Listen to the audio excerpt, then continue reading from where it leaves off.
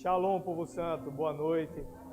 Estamos muito felizes em estar com vocês, a parte da nossa família aqui em Vitória, e é sempre uma honra poder compartilhar da palavra de Deus com os nossos irmãos. Eu queria que você fechasse seus olhos, que você curvasse a sua cabeça, que você pudesse agradecer ao Senhor junto comigo por essa noite. Senhor Deus e Pai, obrigado, Senhor. Nós te damos graças. Te damos graças por esse tempo, te damos graças por essa oportunidade que o Senhor nos dá de estarmos juntos, reunidos em família, como uma família de Deus. Estamos aqui para ouvir a Tua palavra, para adorar e engrandecer o Teu santo nome. E nós te agradecemos. Nós te pedimos que o Senhor fale conosco nessa noite, que o Senhor prepare o nosso coração para receber da Tua palavra e possa falar de forma pessoal com cada um aqui nessa noite. Em nome de Jesus. Amém. Queria que você pegasse a sua Bíblia, ou o celular, ou o tablet, que quer que você use para acessar a palavra de Deus, e você pudesse repetir comigo. Essa é a palavra de Deus. Eu sou tudo o que ela diz que eu sou. Eu tenho tudo o que ela diz que eu tenho. E eu posso fazer tudo o que ela diz que eu posso fazer. Amém, meu querido. Amém. Você pode se sentar. Agradeço ao louvor. Daqui a pouco eu vou precisar de vocês. Então, meus irmãos, para nós é uma honra muito grande, como eu dizia, poder estar com vocês. Da outra vez que eu pude estar foi no outro prédio ainda. E enquanto a gente vinha, a gente estava comentando que a gente veio fechado outra vez, né? Foi a última semana de igreja aberta. A gente teve a oportunidade de ministrar e no decorrer da semana tudo fechou. Mas glória a Deus que tudo abriu de novo, amém? E não vai fechar mais. Então nós podemos estar juntos, reunidos. E nesse tempo, né, em que as coisas estiveram fechadas, o mundo percebeu a importância de uma igreja. As pessoas, quantos suicídios houve, quantos problemas houve, e as pessoas não tinham a quem recorrer muitas vezes. Às vezes, num momento de angústia, as pessoas recorriam à igreja, as pessoas buscavam um conselho espiritual, um conforto espiritual, e quando isso se perdeu por um tempo, pelo menos de forma presencial, as pessoas ficaram perdidas. Como o símbolo do verbo da vida, que é um farol, o farol ele é usado para dar direção, para as pessoas perceberem, as pessoas que estão no mar, perceberem onde existe um continente, onde existe algo, e que eles possam se guiar por aquela luz. E nós somos essa luz. Você é essa luz, porque nós somos a luz do mundo, nós somos o sal da terra. Assim Deus nos orientou. E nessa noite nós vamos falar um pouco sobre a autoridade que eu e você temos em Cristo. A autoridade do crente. Muitas vezes a gente deixa de usufruir de coisas que Deus tem preparado para nós, que Deus tem providenciado para as nossas vidas, porque às vezes a gente não entende quem nós somos nele, quem nós somos para o mundo, porque nós estamos nele. Qual a nossa posição espiritual, onde nós estamos, quem nós somos, quem Deus é nas nossas vidas. Isso faz toda a diferença. Quando nós estávamos no mundo, quando nós estávamos no pecado, nós estávamos mortos espiritualmente. Mas quando nós nascemos de novo, nós ganhamos uma nova vida, nós ganhamos uma nova posição, e nós ganhamos uma posição de autoridade. E a gente vai falar um pouco sobre isso nessa noite. Eu queria que você abrisse a sua Bíblia, lá em Mateus, no capítulo 8, e a gente vai ler a partir do versículo 5.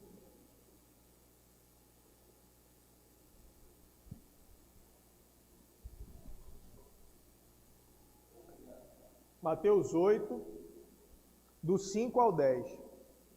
A gente vai ler. E aqui, para você entender um pouco, antes de ler, eu queria te dar uma base, te dar uma explicação sobre isso aqui. Isso aqui, nesse tempo, o período em que Jesus esteve como homem sobre a terra estava passando pelo império, estava vivendo sob o domínio do Império Romano. E o Império Romano, ele dominava através da força, dominava através do poderio militar, do poderio bélico. Como foi apresentado aqui o projeto de ajudar os refugiados, existe uma guerra hoje entre Rússia e Ucrânia, onde a Rússia, com seu poderio militar, com seu poderio bélico, invadiu a Ucrânia, está tentando tomar o controle da Ucrânia através do poder militar. E da mesma forma era naquela época, quando o Império Romano, através do seu poder militar, saía invadindo terras, dominando aquelas terras, e aquela terra que eles dominavam, eles cobravam impostos, porque esses impostos financiavam eles para que eles pudessem continuar aumentando o seu poder, aumentando o seu império, aumentando o seu domínio sobre toda a terra, sobre toda a civilização que se tinha conhecimento à época. E nesse período, quem era romano, ele usufruía de alguns privilégios que quem não era romano não poderia usufruir. Se é que você me entende, um povo dominado, ele não tinha os mesmos privilégios do povo dominador. O povo dominador, ele tem mais privilégios, ele tem mais poder, ele tem mais força, ele tem o Estado, o Roma, protegendo ele. Então ninguém podia mexer com alguém que fosse romano, que fosse um cidadão romano, ele tinha uma proteção. Então você imagina um povo dominado, que era o povo judeu, e o povo dominador, que era o povo romano. Então, um cidadão romano ele já tinha privilégios, ele já tinha uma posição mais elevada dentro da sociedade. Dentro disso, um militar romano, ele já tinha uma posição ainda mais privilegiada, porque ele fazia parte, de fato, daquele exército que dominava. Então, ele era muito respeitado, as pessoas tinham muito cuidado, porque ele poderia prender alguém, ele poderia usar a sua força, a força do Império Romano, para dominar, para prender alguém. E a pessoa entendia que se ele fizesse algo contra um militar romano, ele não estaria fazendo apenas contra o militar, mas ele estaria fazendo contra Roma. Então Roma iria tomar as providências contra aquela pessoa. Então, atacando o militar, ele não estaria atacando uma pessoa, mas estaria atacando um império. As pessoas tinham essa noção. Então existia um militar, e dentro do militarismo, eu como militar, eu conheço bem como acontece lá dentro, existe a hierarquia, existe o soldado, existem pessoas de maior patente, existe um maior nível de autoridade sobre essas pessoas, e existem hierarquias. Dentro da hierarquia do Império Romano, existia o centurião. O centurião era um líder de uma centúria, ou seja, cerca de 100 homens, cerca de 100 militares estavam sob o domínio, sob o comando de um centurião. E aqui nessa passagem que a gente vai ler, a gente vai ver Jesus, que é um judeu, que é um homem do povo dominado por Roma, pelo Império Romano, e ele está sendo procurado por um centurião romano, ou seja, por alguém que tinha grande autoridade. Alguém de destaque dentro da sociedade, alguém que todos respeitavam. E aí diz assim no versículo 5, tendo Jesus entrado em Cafarnaum, apresentou-se-lhe um centurião implorando, Senhor, e a gente dá uma pausa aqui.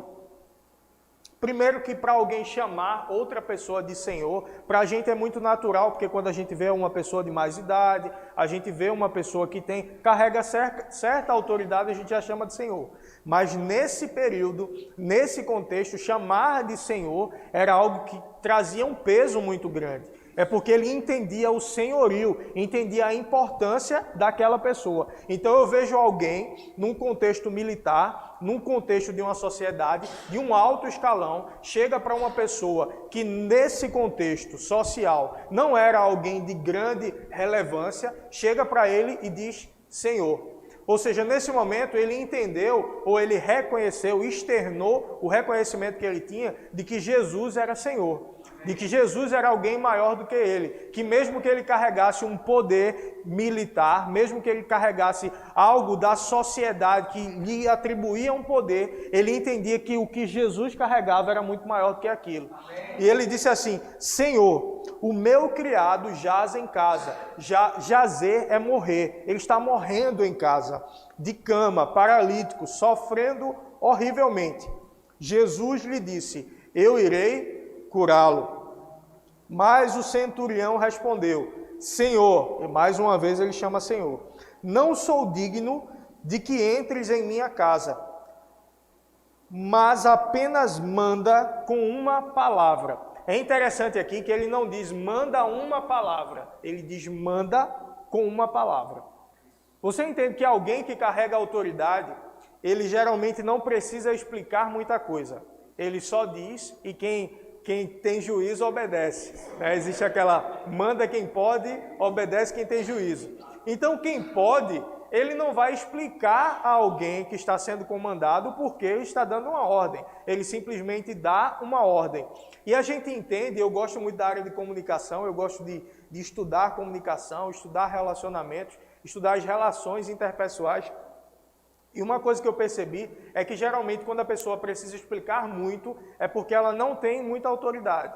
Então ela, para fazer um pedido, para alguém obedecer, ela precisa explicar por que ela está fazendo aquele pedido, por que é necessário que aquela pessoa faça algo. Mas quando é alguém investido de autoridade, basta ele dizer que a pessoa vai fazer. Por exemplo, se eu, que não faço parte dessa congregação, eu peço alguma coisa para alguém fazer e eu teria que, no mínimo, explicar por que eu estou pedindo isso. Mas o pastor, ele é autoridade aqui. E se ele disser, ele não precisa explicar. Porque você entende que há um motivo para aquilo ali. Porque ele carrega uma autoridade. E aí ele diz: Senhor, manda com uma palavra. O Senhor não precisa dizer muita coisa, não. Eu já entendi quem o Senhor é. Eu já entendi a autoridade que o Senhor tem. Eu já entendi que o Senhor carrega algo diferente dentro do Senhor. Que mesmo que eu tenha um padrão social diferente, mas não se compara com o que o Senhor carrega aí. Então manda com uma palavra e o meu servo vai ser curado. Eu estou te dando uma base aqui, eu estou te explicando um pouco e você vai entender o contexto de autoridade. E depois você vai entender onde você está inserido nesse contexto. E isso vai fazer total diferença na sua vida. Amém? Então é importante você pegar a base nesse momento. Nesse início, para você entender a plataforma que a gente vai construir, para você entender onde você está inserido. Amém? Então ele diz assim: manda com uma palavra e o meu rapaz será curado. E aí vem a grande explicação. Ele diz: pois também sou homem sujeito à autoridade. Ou seja, eu sou um homem debaixo de autoridade, estou sujeito à autoridade. Tenho soldado às minhas ordens e digo a este: vai, e ele vai. Ou seja, ele diz: eu estou sujeito à autoridade, eu tenho autoridade acima de mim e eu tenho soldados às minhas ordens. Ou seja, eu tenho autoridade acima e eu sou autoridade sobre outras pessoas. Então eu sei ser comandado e eu também sei comandar. Então um soldado que está sob o meu comando, que está debaixo das minhas ordens, eu digo a ele: vai, e ele vai. E eu digo ao outro: vem, e ele vem. E eu digo ao outro: faze isto, e ele faz. Ouvindo isto, o versículo 10 diz: ouvindo isto, admirou-se Jesus e disse aos que o seguiam: em verdade vos afirmo que nem mesmo em Israel achei fé como esta. Você entende que o que surpreendeu Jesus, um homem que surpreendeu Jesus. Jesus andou por Israel, Jesus andou com os discípulos, Jesus viu grandes homens e mulheres de Deus operarem através da fé.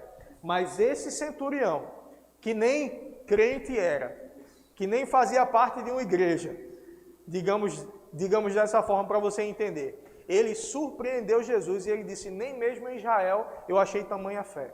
O que é que difere esse homem de todos os outros que Jesus andou, que Jesus teve alguma experiência? Esse homem entendia sobre autoridade. Ele entendia o poder que há na autoridade. Para começar, para você entender o que é autoridade. Na Bíblia, a palavra usada para autoridade é exousia, ou exousia. A pronúncia exata no grego é exousia. Aí você diz: Guilherme, qual a diferença? Qual diferença vai fazer na minha vida se é exousia ou exousia? Eu digo para você: nenhuma. É só curiosidade. Exousia. Então, na Bíblia, ele fala autoridade exousia e significa poder delegado. Ou seja, é alguém ou uma instituição que ela tem poder e ela delega esse poder para outra pessoa. Ou seja, ela dá autorização a outra pessoa para usar esse poder que essa instituição tem.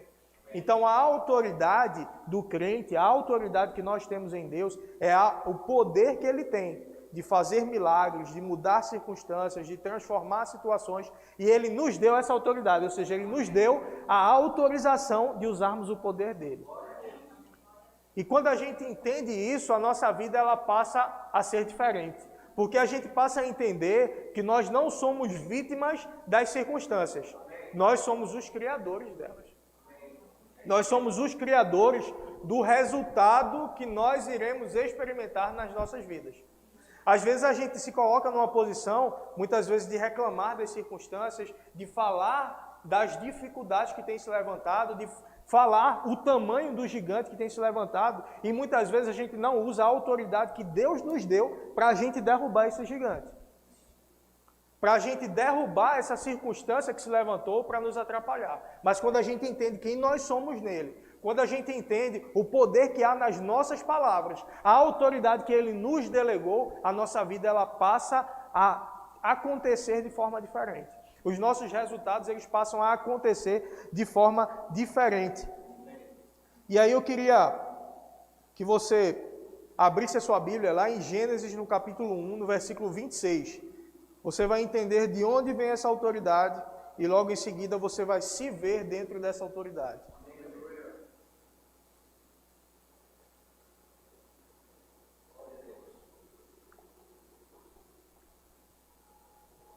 Lá em Gênesis 1, 26, na criação, Deus diz assim: também disse Deus, façamos o homem à nossa imagem, conforme a nossa semelhança. Tenha ele domínio, diga domínio, sobre os peixes do mar, sobre as aves do céu, sobre os animais domésticos, sobre toda a terra e todos os répteis que rastejam pela terra. Então, quando Deus criou o homem, ele disse domine. Quando ele disse domine, ele colocou o homem em uma posição de autoridade, em uma posição de domínio. Quantos entendem que Deus cumpre a própria palavra? Você entende isso? Então, se Deus cria uma estrutura e ele te coloca como autoridade nessa estrutura, ele não está se colocando como autoridade. Ele não disse, vamos dominar. Ele disse, domine. Eu criei isso aqui, o poder é meu, mas eu te dei o domínio. Você vai dominar. Isso aqui está sob a sua autoridade. Você faz o que você quiser dentro dessa estrutura que eu criei. Mas você conhece a história, você sabe que o homem pecou, né? O diabo enganou o homem através da serpente, o homem comeu do fruto proibido, caiu, foi expulso daquele paraíso. Quando o homem pecou, o homem entregou a autoridade que Deus havia dado a ele, ele entregou a Satanás. Então, aquela autoridade que era dele, ele entregou a Satanás. E por que Deus não chegou e tomou de volta e deu ao homem? Porque se Deus deu ao homem, o homem dá a quem ele quiser. Você entende? Se eu, por exemplo, pego esse iPad e eu digo, pastor, tome, é seu. Aí o pastor recebe o iPad. Não está mais comigo. Está com o pastor, é dele. Eu dei para ele, é um presente meu para ele. Aí o pastor vai e dá o iPad para sua esposa. E aí eu passo e eu vejo o iPad com ela. Esse iPad não era do pastor? Aí ela diz, era. Aí eu disse, não, mas não dei a senhora não. Eu dei a ele. Aí eu vou e tomo de volta e dou para ele. Faz algum sentido isso? Você entende que isso não seria correto? Porque eu dei para ele, ele dá a quem ele quiser. E o homem entregou a Satanás o poder, a autoridade que Deus havia dado a ele. Então, o que Deus precisou fazer? Vir como homem, não foi um homem que entregou? Então, Deus se fez carne, habitou entre nós através de Jesus, para que através de Jesus ele pudesse recuperar, conquistar, comprar de novo. Se eu chego para ele e compro novamente, então é meu. Então, se é meu, eu posso dar novamente para quem eu quiser. Então, foi isso que Deus fez. Para você entender um pouco o contexto. Deus recuperou a autoridade que nós havíamos entregue a Satanás e ele nos entregou novamente. Então eu e você não precisamos ter medo de Satanás ou do que ele pode fazer, porque a autoridade é sua de novo. Porque Ele te colocou numa posição de autoridade, Ele te colocou numa posição de domínio. Você não precisa ter medo de Satanás. A única posição que Satanás pode ter na sua vida é estar debaixo dos seus pés. Se você é nascido de novo, se você é lavado pelo sangue de Jesus, você recuperou essa autoridade. Ele te deu novamente no nome dele. Então você não precisa ter medo, porque ele não pode tocar na sua vida. O maligno não lhe toca. Ele não pode lhe tocar. A autoridade está sobre a sua vida. E aí a gente vai ver o quanto isso é verdade, que lá em Lucas, no capítulo 4, versículo 6, quando Jesus estava sendo tentado pelo diabo, disse-lhe o diabo: dar-te-ei toda esta autoridade e a glória destes reinos, porque ela me foi entregue, e eu entrego a quem eu quiser, e eu a dou a quem eu quiser. E aí, em Mateus, no capítulo 28, versículo 18, para a gente encerrar essa primeira parte, para você fechar o seu entendimento sobre isso. Aqui em Lucas, o diabo disse: olha, se você me adorar, eu posso te dar tudo isso. A glória desses reinos, toda a autoridade, porque ela me foi dada e eu dou a quem eu quiser. E aí, depois que Jesus morreu, ele ressuscitou, ele recuperou essa autoridade. Ele foi no inferno e ele tomou as chaves da morte. Então nem a chave da casa dele, nem a chave do inferno o diabo tem. O inferno, na verdade, ele nem foi criado para o homem, ele foi criado para Satanás. A gente pensa que o inferno foi criado para o homem que não obedece. Não, o inferno foi criado para Satanás. Mas o homem que estiver em desobediência, ele está servindo a Satanás, por isso ele vai para lá. O inferno não foi criado para mim e para você. Nós fomos criados para ir para o céu. O céu sim foi criado para nós. E depois voltarmos à terra para governarmos, mas isso é assunto para outro dia. E em Mateus 28, 18, Jesus, aproximando-se, falou-lhes dizendo: toda a autoridade me foi dada no céu e na terra. Ou seja, ele veio, ele se fez carne, ele habitou entre nós, ele fez o que precisava ser feito para recuperar a autoridade. Aqui ele já recuperou. Aqui ele já tomou de volta. Em Atos 10, 19, você não precisa abrir, ele diz assim: eis aí. Isso aqui os discípulos muito felizes porque eles expulsaram o demônio. E aí ele diz assim: eis aí, vos dei autoridade para pisar de serpentes e escorpiões, e sobre todo o poder do diabo, e nada absolutamente vos causará dano. Ele diz: não se alegra não, porque os demônios se submetem a vocês. Vocês se alegrem porque o nome de vocês está escrito no livro da vida. Se eu ver ele caindo do céu que nem um raio. Você já contou o tempo de um raio? Olha, um raio. Você não consegue nem mostrar a ninguém, porque se a pessoa não estiver olhando, ela não vê. O tempo de você chamar para ela olhar, acabou, já passou. Então não teve aquela batalha no céu, do diabo contra Deus, e no final Deus ganhou e expulsou o diabo. Eu vi ele caindo como um raio. Foi rápido desse jeito. A posição que eu e você estamos, não é nem de comemorar, porque a gente tem poder sobre ele, não. Ele não é nada, não. Na minha e na sua vida, ele não é nada. Aí você pode dizer: meu irmão, mas e tudo que está acontecendo lá fora? Está acontecendo sob quem não tem essa autoridade, quem não entendeu essa autoridade. Mas eu e você que já entendemos, nós precisamos nos posicionar para que possamos andar e usufruir dessa autoridade. Você sabe que se você tiver autoridade e não utilizar, ela não vai fazer diferença na sua vida? Por que é que o povo perece? Porque lhe falta conhecimento. E conhecereis a verdade, e a verdade vos libertará. O que é que vai libertar? O conhecimento da verdade. A gente diz de uma forma natural e automática, a verdade. Mas a verdade que não é conhecida, ela não traz libertação. A partir do momento que você conhece as verdades que Deus disse ao seu respeito, e no começo eu disse para você repetir comigo e você repetiu: eu sou tudo que a Bíblia diz que eu sou. Eu tenho tudo que a Bíblia diz que eu tenho. Eu posso fazer tudo que a Bíblia diz que eu posso fazer. Então, quando eu e você entendemos isso e andamos baseados nessa autoridade, os nossos resultados mudam. Eu, como policial, eu já experimentei muita coisa dentro do meu trabalho. Estou há cerca de 10 anos na profissão. E uma coisa que eu percebi do policial novo para o policial antigo, de profissão, é que muitas vezes o novo, ele ainda não entendeu a autoridade que ele tem. E eu não estou falando aqui de abuso de autoridade, estou falando de usar a autoridade que tem. E isso aconteceu comigo certa vez, onde a gente estava numa ocorrência, num posto de gasolina, e a gente precisou resolver ali, e o dono do posto chegou e reclamou, porque a gente estava atrapalhando a entrada dos carros para o posto. E a gente já ia tirar a viatura, e aí chegou um policial mais antigo, e ele disse: ei, ele não manda em vocês não. A autoridade aqui é de vocês. Vocês estão resolvendo uma ocorrência que é com ele, por sinal, e ele vai ter que esperar. Os carros ficam sem entrar, e se precisar a gente fecha a avenida ali, porque vocês são a polícia. A autoridade está na mão de vocês para resolver isso aqui. Ninguém vai dizer a vocês o que fazer, não. Quem vai dizer o que fazer são vocês.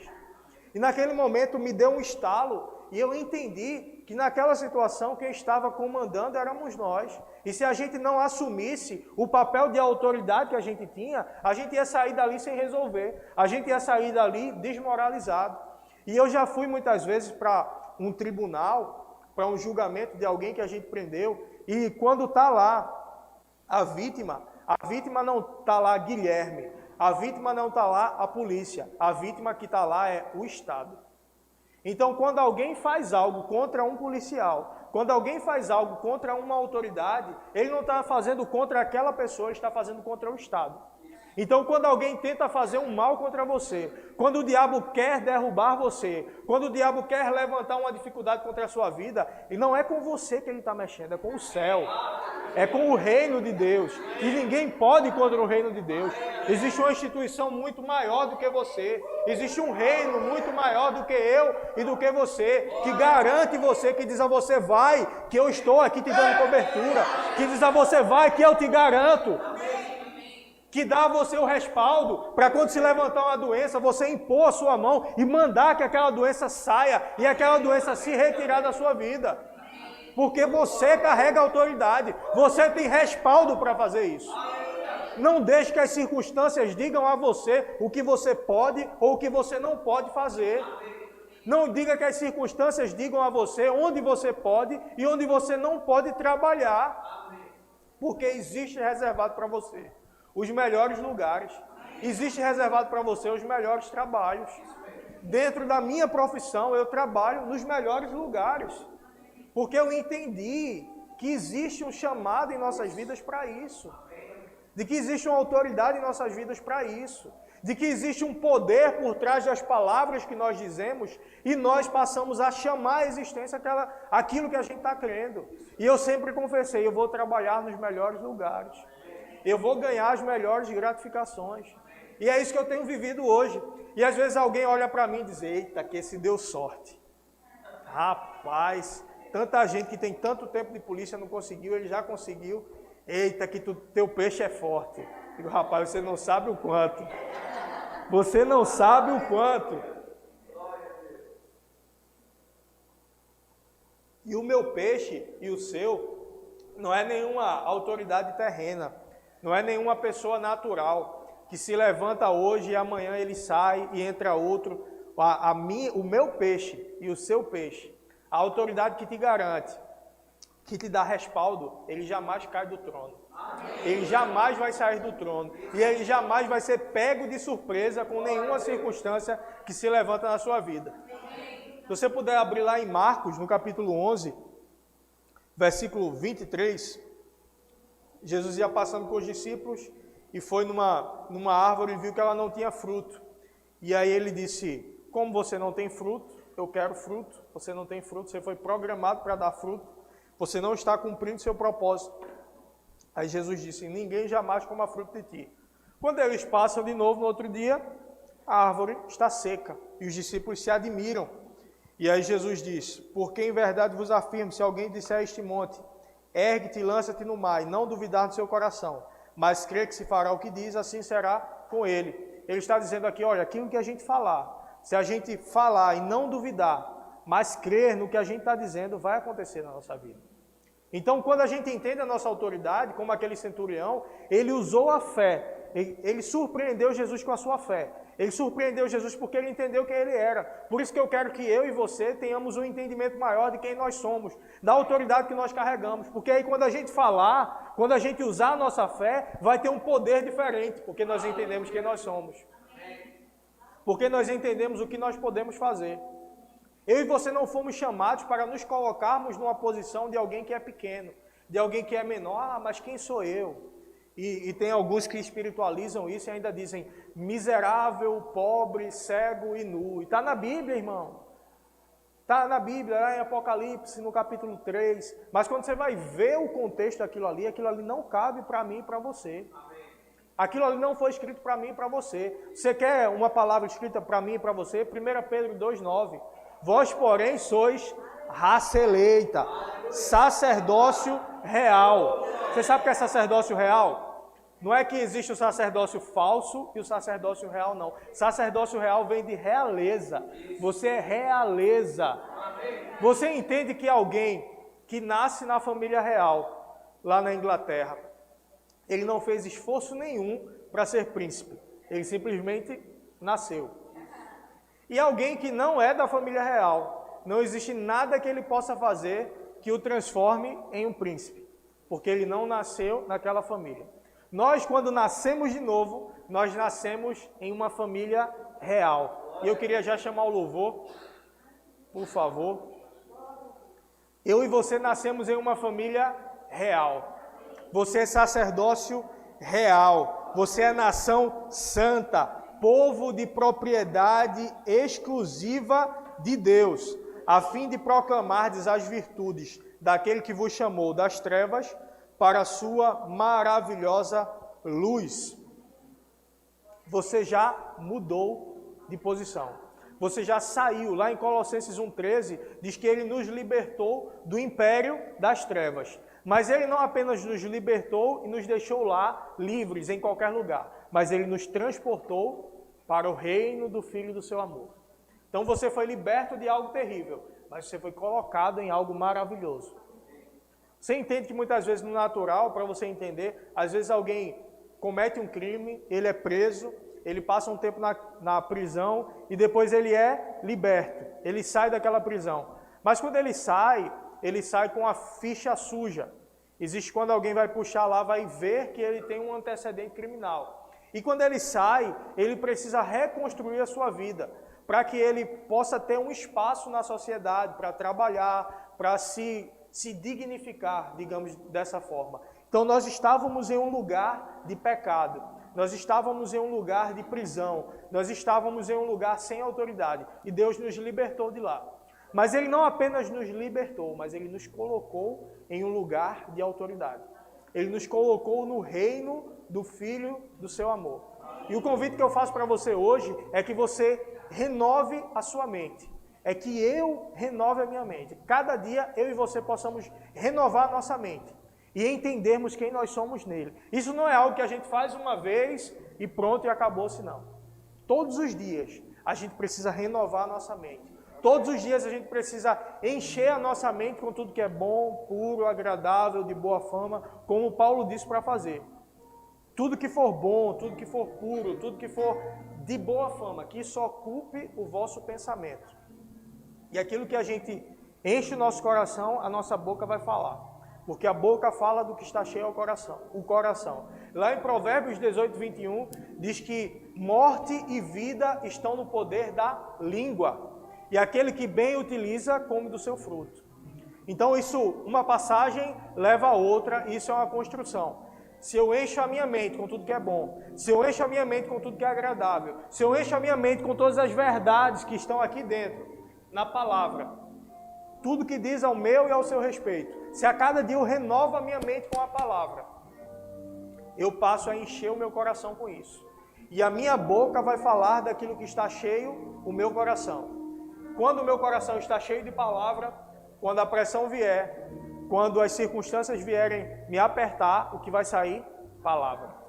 Mas se você está cheio de noticiário, se você está cheio de más notícias, se você está cheio do que dizem os jornais, quando uma dificuldade se levantar, você vai externar aquilo que está dentro de você. Você vai colocar para fora aquilo que você anteriormente colocou para dentro. Os nossos olhos, os nossos ouvidos, eles são as portas onde nós abrimos para colocar para dentro aquilo que vai encher o nosso coração. Então a gente deve ser extremamente seletivo com aquilo que nós ouvimos, com aquilo que nós vemos, com aquilo que nós lemos, com aquilo que nós assistimos, porque isso vai alimentar o nosso coração. Então se alimente de conhecimento da autoridade que você tem. Se alimente de conhecimento das promessas que você tem, das promessas que Deus fez para a sua vida. Porque aquela porta de emprego que você está querendo, ela vai se abrir se você chamar a existência. Aquela promoção no seu trabalho, ela vai chegar se você chamar a existência. Aquele familiar seu, que há muito tempo você ora para que ele se converta, para que ele abra o seu coração para o Senhor, você pode exercer a sua autoridade no reino espiritual para proteger a vida dele. E dizer, nos meus o inimigo não toca. E dizer, na minha casa o inimigo não entra, o inimigo não toca. Na minha saúde o inimigo não toca. Nos meus filhos o inimigo não toca. Os meus filhos são guardados pelo Senhor. Os meus filhos são protegidos pelo Senhor. Não temerei mais notícias. Por esses dias colocaram no grupo lá do condomínio que existe uma nova doença aí chegando por aí, terrível. E as pessoas, quando veem essas notícias, elas já ficam chocadas e com medo. E pensando, será uma nova pandemia? Será que tudo vai fechar? Mas eu digo, não vai chegar em mim, não vai chegar em você. Nenhum dos nossos se perderá com isso. Isso não vai prosperar. Isso não vai crescer. Nós precisamos usar a nossa fé, a nossa autoridade para nós repreendermos essas coisas. Não precisamos ficar assustados com essas notícias. Assim como nós declaramos lá em casa que nenhum dos nossos se perderia, nenhum dos nossos se perdeu. E não se condene se alguém da sua família foi nesse tempo, mas use o conhecimento que você tem para não deixar que outros possam ir, com qualquer situação, com qualquer circunstância. Nós chegamos a passar por um momento difícil de internamento, onde o diabo tentou colocar pressão, tentou dizer que não ia dar certo, tentou dizer que as coisas iriam piorar. E eu me peguei num momento lá pensando, enquanto eu estava internado, será que isso aqui vai piorar? E eu vou entubar, e eu vou morrer. E se eu morrer, imagina eu chegando lá no céu, que maravilha, eu abraçando. E eu comecei a viajar naquilo, ficar animado com aquilo. Aí eu lembrei, não pode não. Está muito cedo para isso, tem muita coisa para acontecer, isso não vai acontecer. E não aconteceu, eu estou aqui como você está vendo. Mas eu e você não precisamos nem ter medo da morte. Eu só não quero morrer, porque eu tenho muita coisa para fazer, eu tenho família aqui, e eles ficariam tristes se isso acontecesse. Mas estar com o Senhor é infinitamente melhor.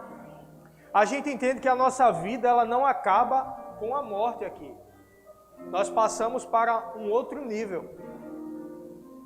Eu e você não precisamos ter medo da morte, pois Ele já venceu a morte. Não precisamos ter medo da doença, pois Ele já venceu a doença. Ah, Guilherme, mas existe um sintoma no meu corpo. Guilherme, mas existe um diagnóstico médico dizendo que eu não vou poder mais fazer tal coisa, ou que existe uma limitação na minha vida. Mas existe aqui o médico dos médicos. E Ele está nesse lugar. Você carrega Ele dentro de você. E nesse momento se abre uma porta para alguém que, porventura, tem algum sintoma de enfermidade. E queira que a gente possa unir a nossa fé com a sua. E repreender essa doença, repreender essa enfermidade. Você vai sair daqui curado. Não importa qual seja a enfermidade.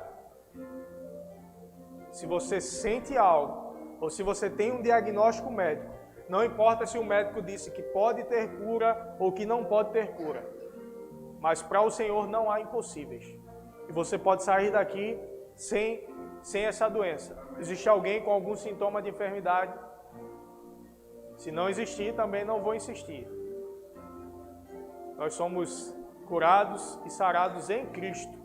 Se você tem algum sintoma, você sabe. Amém. Vou pedir para a Adriana vir aqui comigo, por favor. Se aproximar.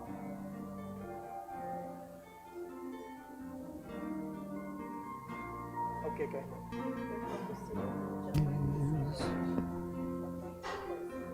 A Bíblia diz que porão a mão sobre os enfermos e eles serão curados. Então, quando a gente coloca a nossa mão, a gente exerce a nossa autoridade. E você não precisa fazer isso somente aqui. O conhecimento que nós estamos tendo hoje aqui, que você já tem, a gente só está reforçando isso. Ouvindo as mesmas coisas. Eu sei que você sempre ouve sobre isso. Você no seu ambiente de trabalho pode fazer a mesma coisa. Você na sua casa pode fazer a mesma coisa. Então eu vou pedir para a Adriana impor a mão sobre ela. E você fica em espírito de oração nesse momento. Nós repreendemos todo mal, todo sintoma de enfermidade, toda tosse, qualquer coisa que não esteja em pleno funcionamento no corpo da minha irmã. Eu repreendo. Ordeno a cura completa. Ordeno que saia todo sintoma. Em nome de Jesus. Em nome de Jesus. Em nome de Jesus. Aleluia. Aleluia. Ele tem sido sempre bom para você. Você pode ficar de pé? Tem sido sempre tão bom pra mim. Deus, tem sido sempre tão bom pra mim. Você pode cantar isso? Tem sido sempre tão bom pra mim. Deus, El Shaddai.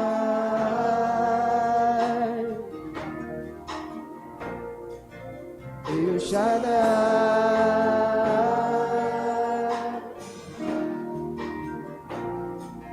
El Shaddai.